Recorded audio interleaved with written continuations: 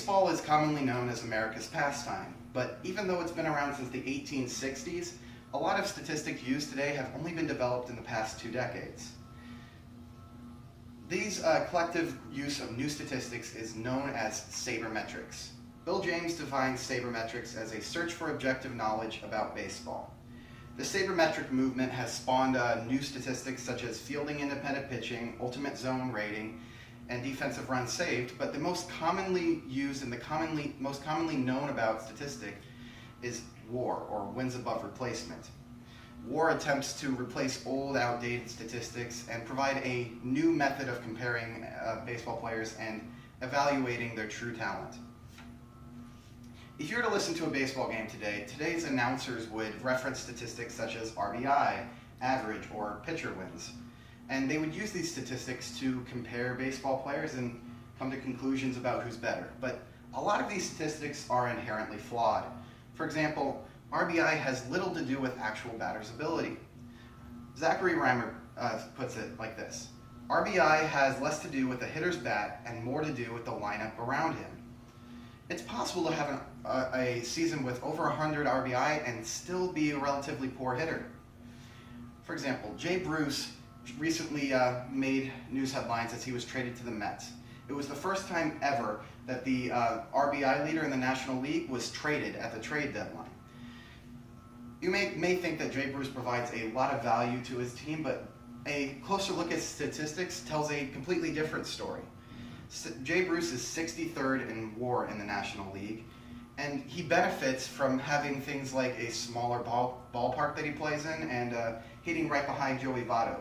These factors really inflate some of his statistics, specifically RBI. WAR tries to take out those factors and evaluate players for how talented they actually are. For example, Jay Bruce grades so poorly in WAR because he is graded out as one of the worst defenders in the National League. So you may ask, why is WAR better for comparing players? Fangraph defines WAR as an attempt to summarize a player's total contributions to a team in one statistic. Most stats out there only focus on one area, like base running or hitting. But WAR attempts to combine all of these and get one simple number that summarizes a player's total contributions. WAR, according to Fangraphs, is calculated as batting runs plus base running runs plus fielding runs plus positional adjustment plus league adjustment plus replacement runs, all divided by runs per win. Got all that? It can be complicated at first, so I'm going to break it down. Batting runs is a complicated statistic in itself, and I could talk about that for another 10 minutes, but what you really need to know is it breaks down a player's batting ability and compares it to the rest of the league. And instead of using factors like RBI, it focuses on aspects of hitting that only the batter can control. Base running runs and fielding runs are fairly simple as well. They compare a player's ability relative to the league or the position that he plays. Positional adjustment adds a bonus to a player's score based on what position they play. A shortstop and a catcher will get the most bonus because those are generally considered the most difficult positions to play. League adjustment is a factor that compares the run scoring environment that a player plays in. So you can compare players who play today to those who played in the early 2000s, when almost everybody was taking steroids and offensive numbers were extremely inflated. Finally, runs per win is the average number of runs a team needs to add one win to their overall total.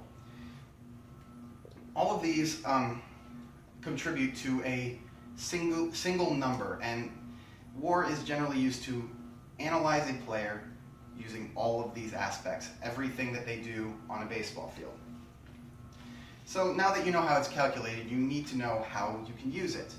A common perception is that a player with 0 WAR is a league average player, but that's not at all true. Fangraphs defines WAR as this. WAR attempts to estimate a player's value relative to a free available player, such as a minor league free agent.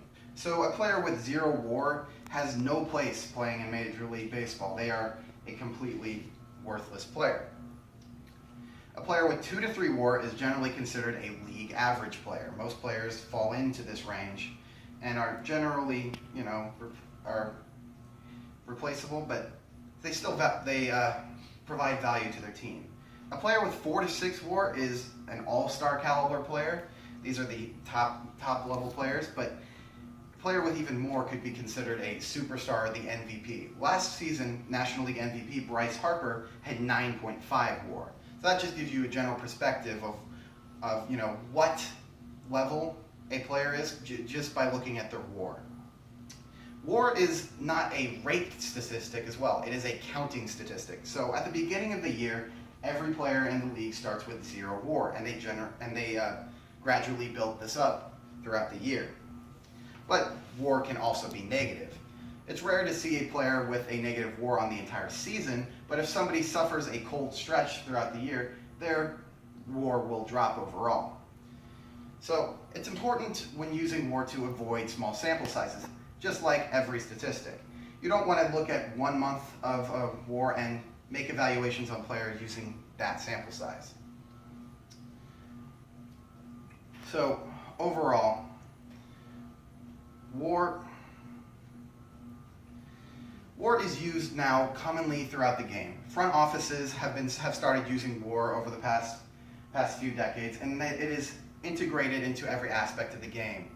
So I have explained why WAR is needed because of the old outdated statistics, how to calculate it, and how it uses all aspects of the game, and how you can use WAR to compare individual players throughout the season. Thank you.